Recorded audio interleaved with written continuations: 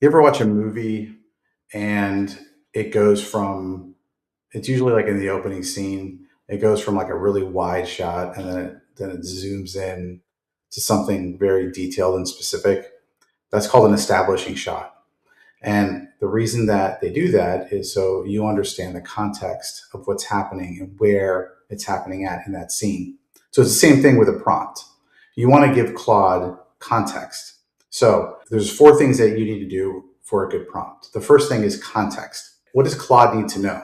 You need to tell it all the background, the context it needs in order to understand what's happening. Then you need to give it the task. What task does it need to do? The next thing is format. So you need to give it the format of how you want it outputted. So let's say the context is, for example, we're going to write a weekly blog.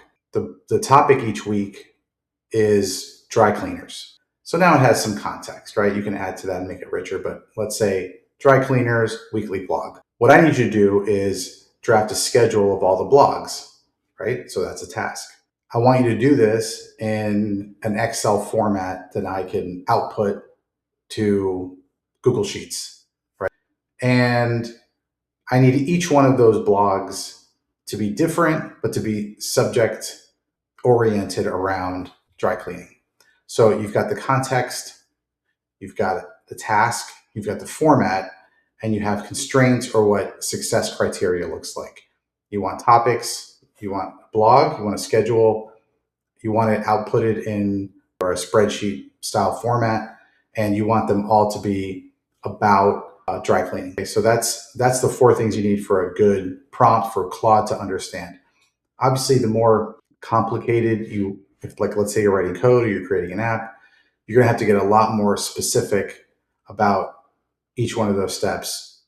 Mostly the first one, right? So it understands where you're coming from. Other couple of just tips: show it, don't tell it. So if you have the source material, give it that. So let's say you want it formatted in a way that you saw in a magazine that looks really cool, and then you describe it. It has this kind of font, it has this kind of imagery, right? That's not as good as if you just take a picture, screenshot of it, upload it, now it's got it. Also being specific about what you want.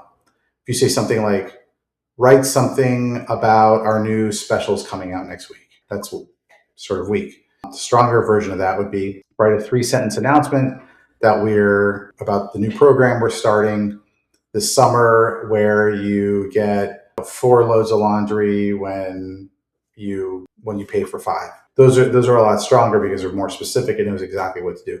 So it's not going to waste a lot of your time with stuff that's not accurate. It's going to give you exactly what you want. Okay, on the next one, we're going to explore how you manage context. This is important. So stay tuned for the next one.